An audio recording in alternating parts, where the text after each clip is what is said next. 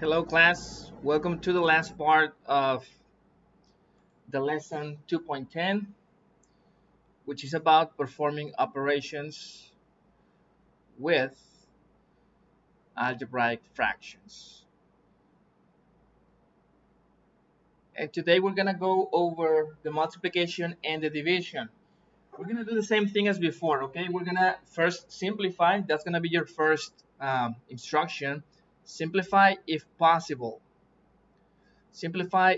Second, you perform whatever operation you're going to perform, in this case the multiplication or the division, and at the end you try to simplify one more time if possible. Remember that the simplifications are not always possible, so just bear that in mind. Okay, I'm gonna work out 3 or 4 examples from page 112 and pay attention to how they're performed so that you can do the rest. So let's start. So before we go into the exercises, I need to point out the following. If you remember the way to perform a multiplication of fractions, okay, if we have this fraction times this other fraction, the multiplication is performed by multiplying the numerators, like so, a times c, over the multiplication of the denominators, like so. That's for the multiplication. Now, when you are dividing one fraction over another, that's going to be equal to the multiplication of the first numerator times the second denominator. So it's going to be AD over the multiplication of the first denominator times the first numerator. So it's kind of like this. A times D goes here, and B times C goes here. Okay, so it's different. Another way you can see, or another way you can perform the division is in this way. By changing this operation into a multiplication.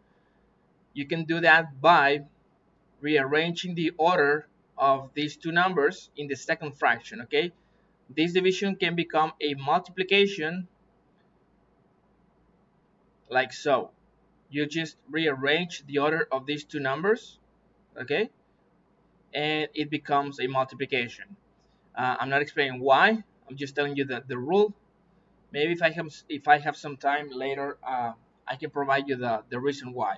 I have several things that are still pending. Okay, the division over zero. I have not explained that thing to you, and now this thing, right? This little trick in here. So I'm fully aware of that. Don't think that I forget. Okay, so let's start with the first example. I'm gonna solve example A. We are on page 112. So example A, we have the first fraction, which is this, times 12y over 5x. So it's a multiplication. All we do is multiply numerators, 3x times 12y. And my suggestion, guys, is keep everything so far factorized. What I mean is this. Just do this. 3 times x times 12 times y. You're going to notice y in a moment. And in here we have 8y times 5x. So I'm just going to keep it like so. 8 times y times 5 times x. Okay, if you notice, I'm not performing the multiplication of 3 times 12, which I could have done, and that would have been perfectly fine. And 8 times 5, I'm not doing that yet. Okay, why did I choose to keep that? Okay, because this allows me to factorize even further. Okay, if you notice, I can do the following: 3 times 12 times x times y. I'm gonna first put the coefficients at the beginning, and then 5 times 8 times x times y. I'm just rearranging some of the factors. And next, what I'm gonna do, guys, is I'm gonna try to cancel factors, okay, due to the law of cancellation.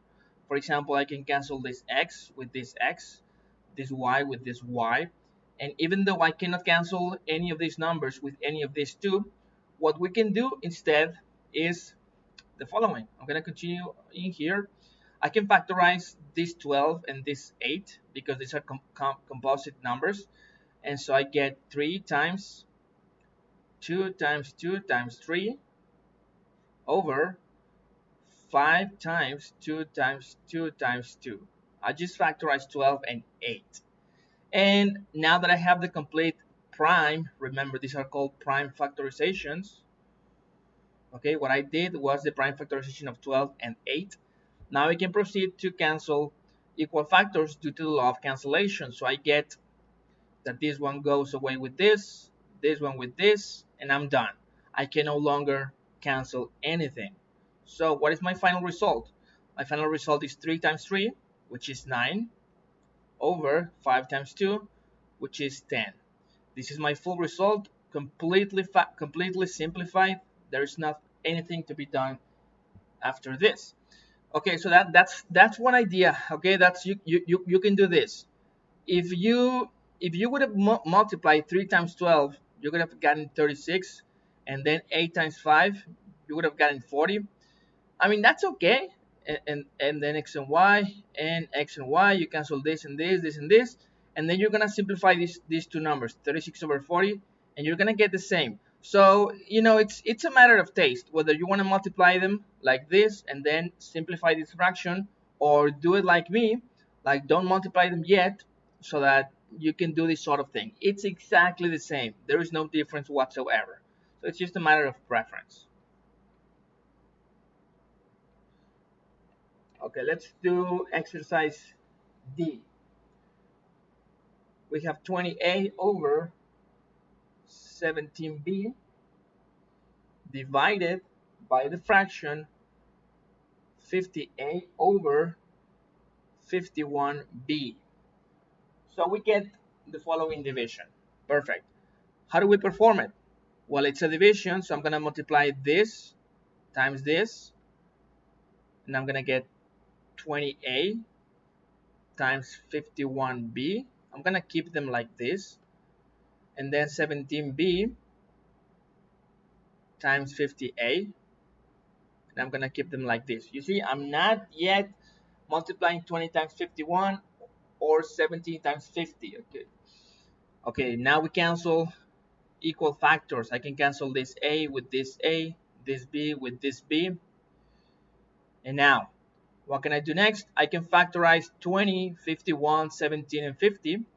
So the factorization of 20, that's going to be 2 times 2 times 5. The factorization of 51, that's going to be, that's 3 times 17. Yes, okay. And then we have 17, that's a prime number, so there's nothing to do. 50, that's going to be 2 times 5 times 5. So this is the prime factorizations of all my coefficients. And now I get down to the cancellation. This 2 goes away with this 2, this 5 with this 5, and this 17 with this 17. There is nothing else to be done. And my resulting number is 8. So 2 times 3, that's 6 over 5. So this is my final result, guys. 6/5. So this, in the end, will be equal to 6 over 5. Let's continue.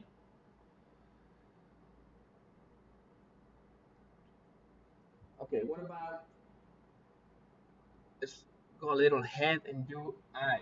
Exercise I. We have 4a plus 16 over a squared minus 16 divided by 4a minus 16 over a minus 4. So this is what we have. So remember, let's simplify first. These fractions, these two fractions seem as though they can be simplified. Maybe they won't be able to be simplified, but let's give it a try.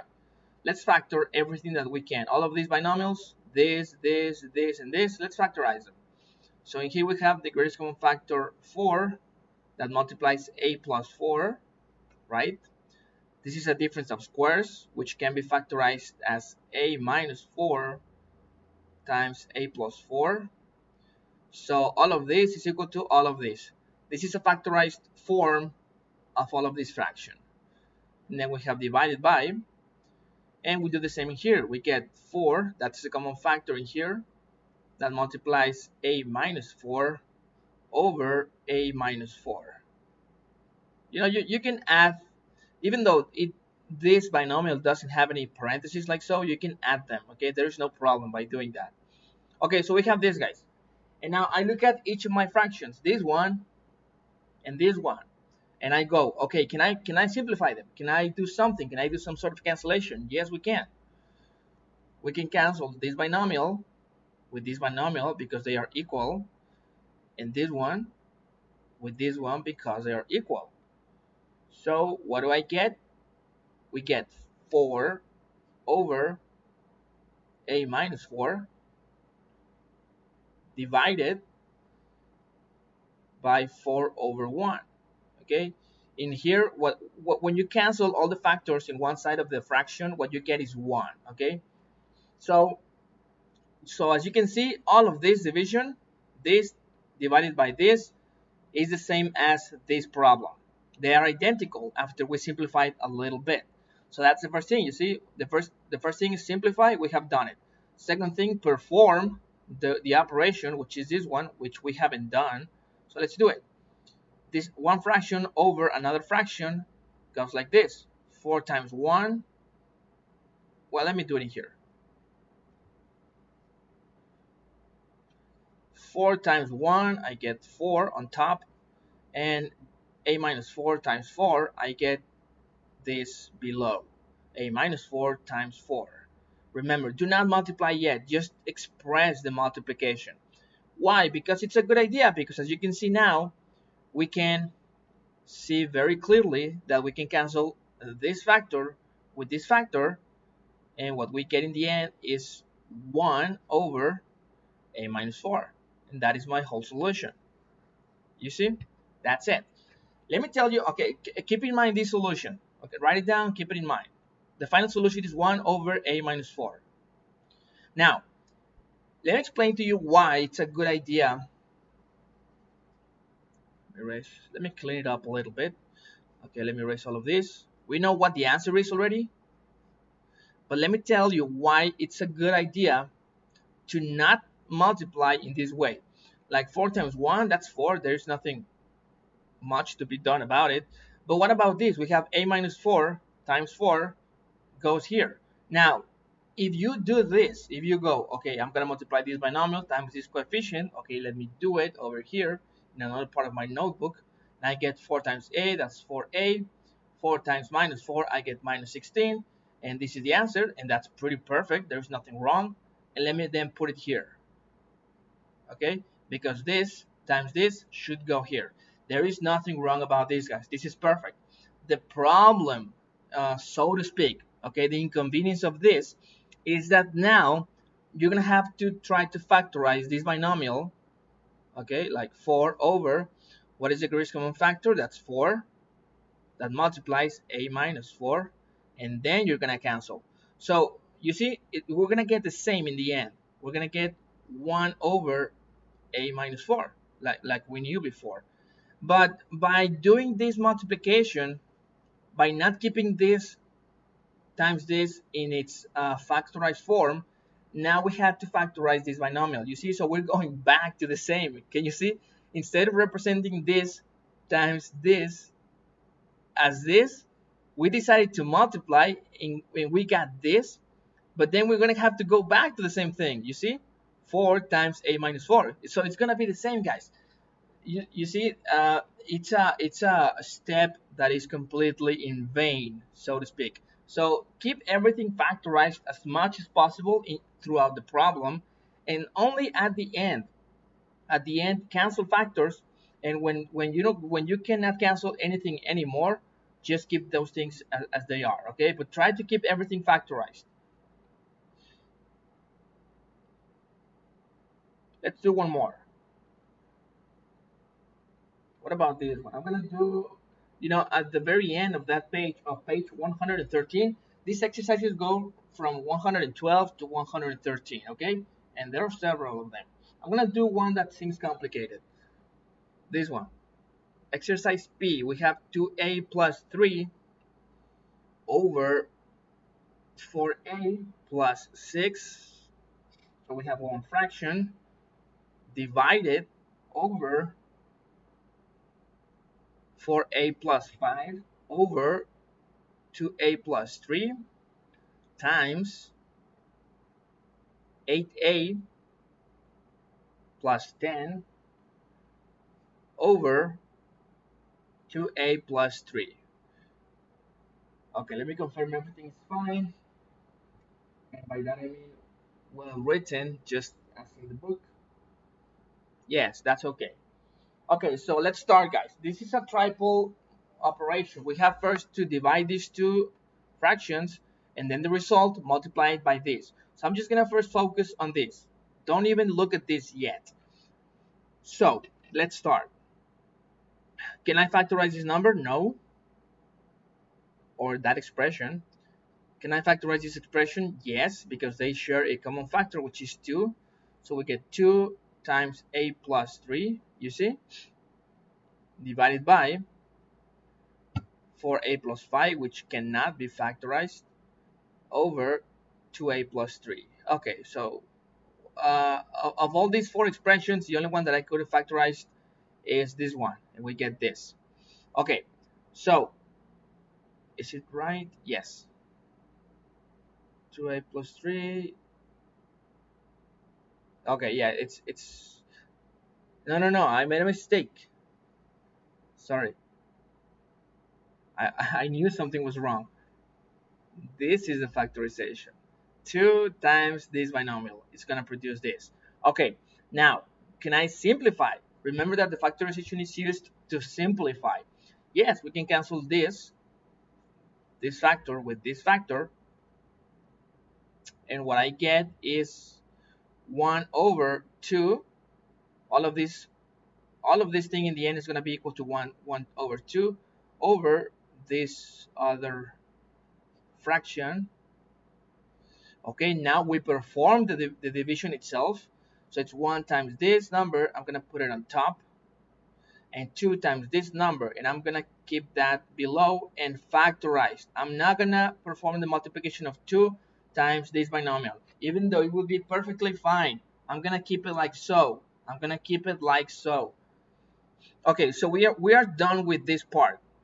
Okay, the result of all of this, this fraction over this fraction, is this.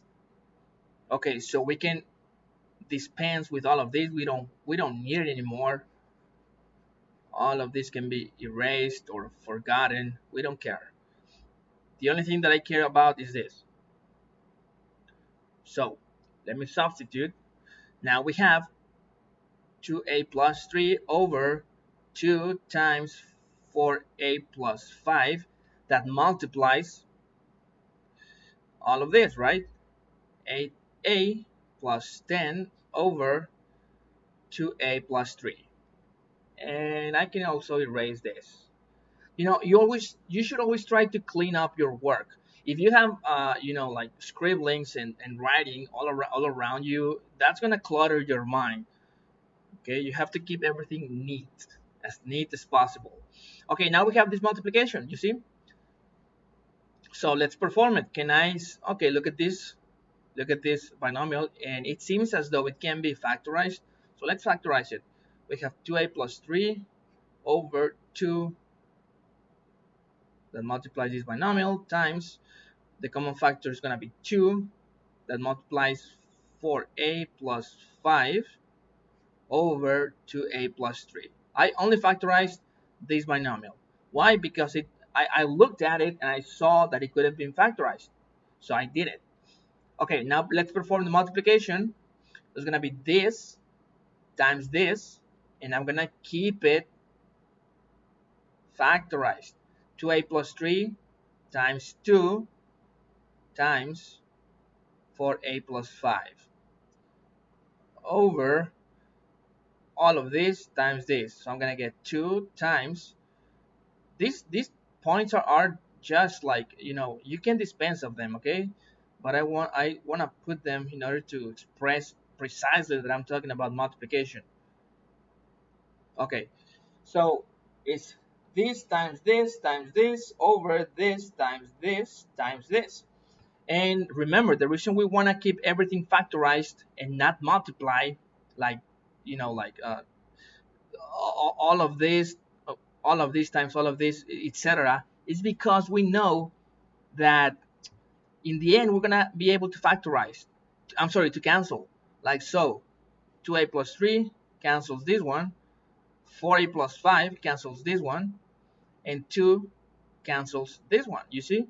So that's why you don't want to multiply in the meantime. Keep everything factorized because that's going to be coming handy. So since everything is canceled, we get 1 as a result. We get 1.